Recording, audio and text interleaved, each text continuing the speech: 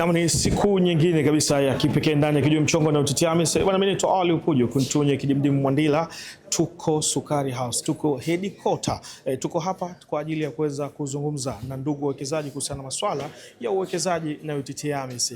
Lengo mama, elimu wameipokeaje hasa kuhusiana na masuala ya uwekezaji. Bwana, karibu sana na usitoke. Bwana Kamgue, vipi? Safi, mambo vipi? Bwana, uko poa? Fresh kabisa. Bwana, mimi naitwa Ali Upujo, natokea UTT AMIS. Sio ndugu yangu unaitwa nani na unatokea wapi? Naitwa Steven Lemsi, natokea Mombasa, Ilala kule. Mombasa Gongo la Mboto. Sasa Mombasa nikajua Kenya, ngaza hao wawekezaji kutoka nchi jirani. Hapana, ni hapa hapa. Mombasa kule wapi sasa? Kuna Bomba Mbili, kuna kwa Diwani, sijui Moshiba, Ulongoni wapi? Nyuma ya Moshiba hapa ni tukonga Mazizini. Mazizini. Kuna gorofa pale tuko pale. Mwekezaji ana hatari sana. Sawa. Sasa wewe ni mwekezaji wa muda mrefu au ni kwa mara kwanza unakuja hapa Sukari House UTT?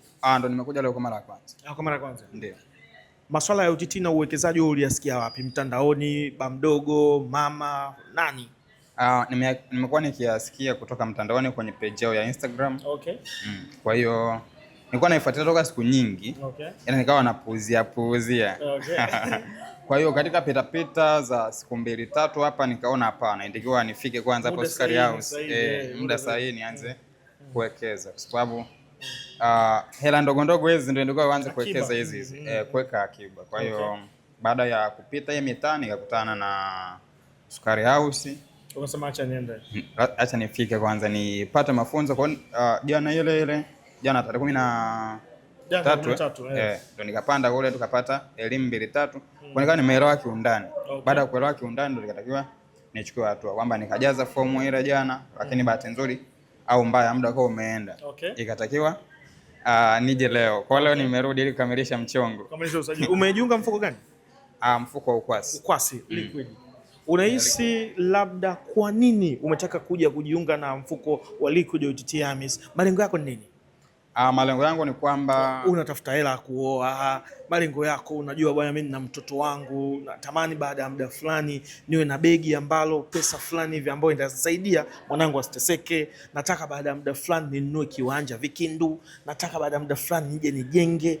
Au unawekeza pasipokuwa na malengo? Nawekeza kwa malengo. Cha kwanza nafikiri kwa ajili ya biashara. Kwa ajili ya biashara na kwa ajili ya kukuza mtaji ambao unalenga biashara. Kwa hiyo kadri ninavyozidi kukuza biashara ndio biashara itatakiwa inipeleke kwenye kukamilisha malengo mengine. Kwa sababu lakini pia nimechagua mfuko kwamba si mfuko wa biashara. Kwa sehemu ya faida ninayopata kwenye biashara natakiwa niwekeze wapi? UTT AMIS kupitia hii account ya ukwasi ili ikihitajika iende kwenye biashara kwa muda kadhaa, inaenda alafu itarudi tena kwenda kuwekeza kwa ajili ya kuzaliana kila siku. Kwa hiyo ndo kitu ambacho nilijifunza jana na nikatakiwa nifanyaje? Nichague mfuko wa ukwasi. Mfuko wa ukwasi. Bwana, umetisha sana. Lakini je, shemeji umempa elimu kuhusiana na mfuko ya UTT? Shemeji umempa? Kiufupi sijaoa. Kwa hiyo sijaoa. Kwa hiyo baba, mama, rafiki, wadogo zako, kaka? Jana ndo nimepata elimu ya undani. Unajua ukiwa unasoma mtandaoni kuna ile aina fulani ya uvivu ambayo unasoma afu una skip. Kwa kufika hapa ni sehemu ya kupata elimu ya undani zaidi na koji maswali. Pale huwezi kuuliza maswali, unasoma afu naisha hivyo. Kama hujaelewa maana yake hauwezi kuuliza maswali. Kwa jana nikauliza maswali mengi sana ambayo ukapata na majibu. Nikapata na majibu, kitu ambacho kilinifanya nikachukua nini? Nikachukua form, nikachukua vyote kwa wakati mmoja. Hatua nikachukua na form. Kwa hiyo kwa kuwa leo ndo naanza, basi ni muda wangu sahihi kwenda kuwaelekeza wadogo zangu, dada zangu, wazazi na marafiki. Cha kwanza wasiwe na shaka. Wasiwe na shaka kwa sababu moja ya swali ambayo nilitakiwa niulize jana ni kwamba huu mfuko umetokana na nini? Yaani umeanzishwa lini? Nikabaini kwamba ulianzia muda mrefu 2005. Kwa hiyo kitu cha kwanza ambacho mtu anatakiwa aamini taasisi yoyote, hata wawekezaji wanavyowekeza kwenye taasisi yoyote, aangalie na muda pia kwamba taasisi inayoenda kufanya nao kazi imeanza lini. Ni muda mrefu. Kwa hiyo ukiangalia 2005 ni muda mrefu sana ambao kiufupi mimi nilikuwa darasa la kwanza. Kwa katika kipindi chochote, ina maana ni sehemu ambayo ilinifanya niamini. Kwa na watu wengine waamini, na mimi nawaaminisha pia kutokana na elimu ambayo nimeipata hapo jana tarehe 13. Watumie imani yangu Lakini ungeongezea na ile ambayo uhalisia hivyo.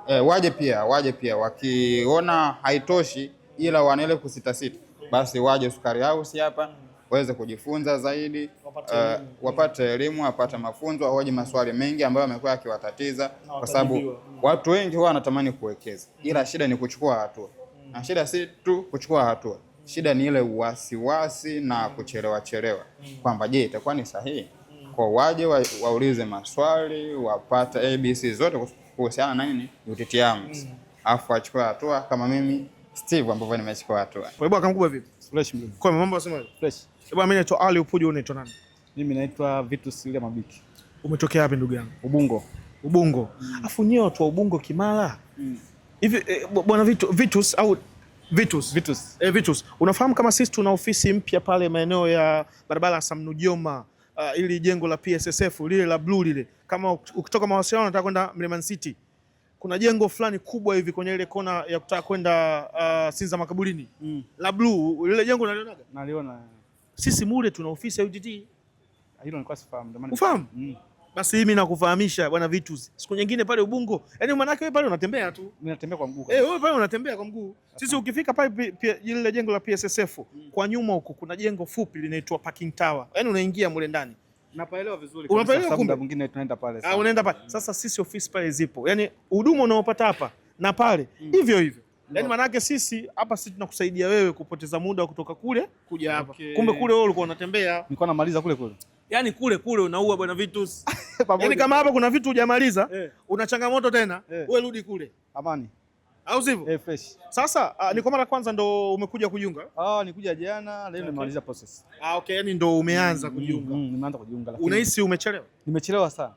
Bwana. Kabisa nimechelewa sana. Unatamani labda toka 2010 ungekuwa ushajiunga? Mimi nimewapata baadhi ya watu wananiambia kuanzia 2004, ni kitu ambacho nilikuwa sijawahi kukipata. Unaona hivi nyie hii elimu mlipata wapi? Mbona mimi nilikuwa sielewi? Kiukweli tumechelewa. Umechelewa sana. Una watoto labda, familia nini? Familia nina. Unahisi ni muda wako sahihi wa kwenda na kuwapelekea maarifa na elimu? Ni muda sahihi. Ni muda sahihi Kabisa. Muda sahihi kabisa. Unahisi unajivunia nini hasa wewe kuja kuwekeza na UTT AMIS? Yaani leo hii kuna mtu akija kukwambia unajivunia nini? Kwa mfano kama mimi, mtu akiniuliza nitakwambia cha kwanza UTT AMIS ni taasisi ya serikali. Cha kwanza nitajivunia. Cha pili nitamwambia ni sehemu salama. Na cha tatu nitamwambia hela yangu ninapoiwekeza UTT maana yake mimi napata faida. Haikai tu, inanizalishia faida. Hivyo ndio vitu vitatu mimi nitajivunia. Wewe pia utamwambia hivi, utamwambia vingine. Ni sahihi kabisa kama ulivyosema, kwa sababu ni kweli unaweka sehemu ambayo ni salama, na muda wowote ukihitaji unaweza ukatoa pesa yako. Lakini vivyo nitasema serikali na unapata faida. Ni uhakika. Okay. Neno lako la kuweza kuwaambia marafiki zako, labda shemeji, hapa kupitia Kijiwe Mchongo, marafiki zako, ndugu zako, baba, mama, bwana wewe umekuja, elimu umepata, wao unawaambia nini? Mimi binafsi na si tu wale wote ambao wanapita hata kwenye mtandao wanaona hii taarifa, waweze kufika, waweze kujiunga. Ni kitu ambacho ni salama na ni uhakika kwa faida za watoto wa baadaye. UTT AMIS. Okay. Ni uhakika. Kabisa. Na hapo unajisikia vibaya kweli? Nimechelewa sana mwamba. Shikamoo. Marhaba. Kwema kabisa. Mamangu mimi naitwa Ali Upuju, natokea UTT. Sio mamangu naitwa nani na unatokea wapi? Mohamed, natokea Segerea. Segerea, pole sana. Ni kwa mara ya kwanza mama ndo unakuja hapa Sukari House? Ndio. Na kuja kwa ajili ya huduma ya UTT, lakini Sukari House nakuja several times. Sukari House huwa unakuja mara kwa mara, lakini kwa huduma ya UTT ndo kwa mara ya kwanza. Okay, labda mama, kuhusiana na masuala ya uwekezaji na UTT AMIS ulisikia wapi? Kwenye TV. Kwenye TV. Okay, sasa na hujui chochote kuhusiana na masuala ya uwekezaji? Ndio. Okay, sasa cha kwanza kabisa mama, nataka nikuelezee UTT AMIS ni taasisi ambayo iko chini ya serikali kupitia Wizara ya Fedha, inajihusisha na masuala ya uwekezaji. Uwekezaji mamangu, maana yake ni kwamba leo hii mama, una akiba yako ya pesa unaiweka katika taasisi ya UTT kwa lengo la kuweza kufikia malengo yako. Cha kwanza kabisa, kuweka pesa UTT maana yake ni unafanya uwekezaji, uiweki. Kuweka pesa ni kule unaweka pesa sehemu, maana yake haizalishi. UTT sisi hapa ukiweka pesa yako maana yake unafanya uzalishaji wa unapata faida. Yaani maana yake leo hii ukiweka Mama Sakina Safina, ukiweka pesa yako mathalan mfano umeweka 50,000, lakini sasa hiyo 50,000 maana yake sio mara moja na wala sio kama kila siku. Sisi tuna mifuko 6. Kuna mfuko ambao labda tunaita liquid, kianzio chake ni 100,000. Kuna mfuko unaitwa Umoja, kianzio chake ni 10,000. Kuna mifuko mingine inaitwa wekeza maisha, kuna bond fund. Kuna mfuko wa chini kabisa ndio huo 10,000. Leo hii Mama Safina, ukiweka pesa yako UTT kwa mfano labda mwaka mzima ikatimia milioni mfano, si ndivyo? Maana UTT unaweza kuweka hela labda 10,000, 15,000, 20,000, ndio unavyotaka. Mwaka mzima ikatimia milioni 1. UTT wao wanakuja wanakupa wastani wa faida ya 12%. Maana yake kila mwezi wanakupa 1%. Na hiyo ni minimum. Nikisema minimum ni kama kutokana labda na soko la hisa labda limefanya kawaida, maana yake ndio utapata 1%. Lakini likifanya vizuri maana yake inaweza ikazidi mpaka ikafika hata 14%. Tukipiga mahesabu kwa 12%, kama Mama Safina umeweka milioni, mwisho wa mwaka utakuwa na milioni 1,120,000. Maana yake UTT wao watakupa 1,120,000. Maana yake Mama Safina umeweka hela mwaka mzima, kila ukipata ka hela unajiwekea ikafika milioni 10. UTT wao watakupa wastani wa faida ya 12% ya milioni 10, maana yake ni milioni 1,200,000. Na hiyo nimepigia mahesabu kwa 12%. Lakini ikizidi maana yake hiyo 1% kama ukapata 14, maana yake itakuwa hata hiyo faida yako nayo inaitwa ukwasi. Ukwasi ndio liquid. Liquid. Liquid. Huo maana yake kianzio chake ni 100,000. Lakini kuendeleza sasa kuweka hela unaweza kuweka 10,000 muda wote, 10,000, na huo ukitaka kutoa pesa kwa siku ni milioni 5. Yaani ukitaka kutoa pesa umekwama. Nataka niweke kwenye huo ukwasi. Mwaka huu ile labda naanza kuweka leo 200,000. Sawa. Kesho kutwa nimepata 20 hivyo kidogo kidogo. Dunduliza inaitwa. For 3 years. Miaka 3. Okay. Sasa ndo nataka nianze kuitumia. Nafanya.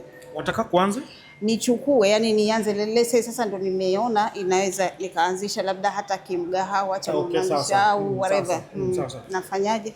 Kuhusu kufanya kutoa pesa, kutoa. UTT leo hii katika huo mfuko wa ukwasi unaweza ukaanza leo ukaweka hiyo 100,000 yako kianzio, kesho ukaweka 20,000, kesho kutwa unaweza ukatoa hiyo hela. Sio lazima mpaka ifike miaka 3.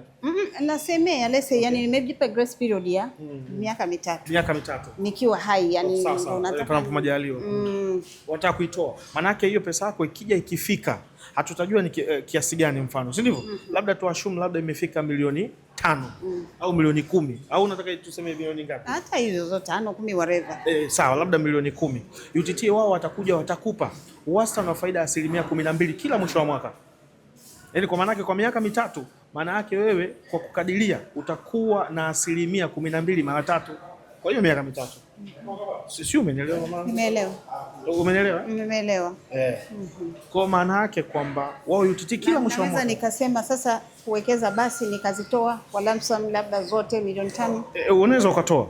Kijiwe mchongo na UTT AMIS imenifikia. Kijiwe mchongo na UTT AMIS imenifikia. Kijiwe mchongo na UTT AMIS imenifikia. Wawekezaji wote ambao wanakuja Sukari House, wanakuja katika ofisi za UTT AMIS, tunazungumzia headquarter, basi wanahakikisha wanaondoka hapa na kuweza kupata elimu hasa kuhusiana na masuala ya uwekezaji, lakini vile vile wanaondoka wakipata kuweza kufahamu zile faida mbalimbali ambazo wanazipata kupitia katika taasisi ambayo ni bora kabisa na ni ya kipekee, ambayo tunazungumzia iko chini ya usimamizi wa serikali. Tunazungumzia UTT AMIS, au sivyo? Bwana, mwambie na mwenzio aje kuwekeza sehemu salama, aje kuwekeza katika taasisi ambayo unapata wastani wa faida ya 12% kila mwisho wa mwaka, lakini vile vile ni sehemu salama. Bwana Cosmas, tukutane next time. Shukran sana, dhati zikwende kwako. Bye bye.